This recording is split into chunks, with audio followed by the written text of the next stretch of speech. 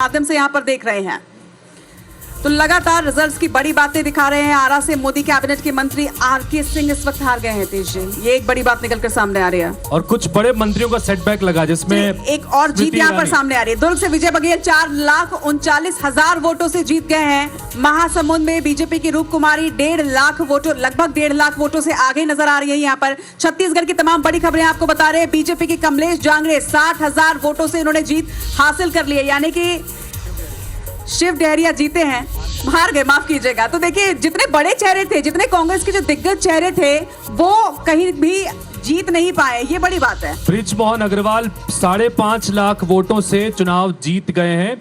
ये एक बड़ा फिगर है, क्योंकि पूरे छत्तीसगढ़ में अब तक की सबसे बड़ी जीत ये कहलाएगी, क्योंकि और ये पहले से ही उम्मीद की जा रही थी जब से उनका कैंडिडेचर का ऐलान हुआ था।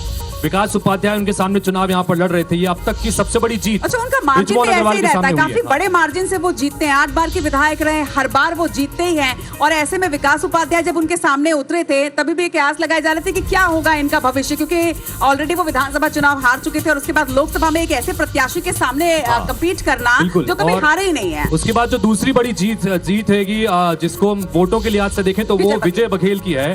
करीब 3.5 लाख वोटों से अभी आगे चल रहे हैं। हालांकि उनके जीतने 4,39,000 वोटों से जीत गए हैं, ये अपडेट भी आ रहा है। तो पिछली बार 3,90,000 वोटों से विजय बघेल चुनाव जीते थे और इस बार उन्होंने अपने इस वोट के जो जीत के अंतर को और ज्यादा बड़ा किया है। करीब 4.5 लाख वोटों से इस बार वो चुनाव जीतते नजर आ रहे हैं। 2 सीटें हैं, सरगुजा और जांजगीर, जहां पर जीत हार का जो अंतर है वो 60,000 के आसपास का है। और कमोबेश अगर 2 घंटे पहले तक की स्थिति देखें तो बिलासपुर में भी ये स्थिति थी, लेकिन वहां अब मार्जिन बढ़ता जा रहा है। 1.25 लाख के आसपास वोटों से देवेंद्र यादव वहां से पीछे चल रहे हैं। और बिल्कुल लगातार, चूंकि अविनाश, इससे पहले हम जब पिछले बार के चुनावों से कंपैरिजन करते हैं तो कई ऐसे राज्य थे उत्तर भारत के जहां पर भारतीय जनता पार्टी ने क्लीन स्वीप किया था। उसमें राजस्थान भी 25 में से 25 सीटें थी।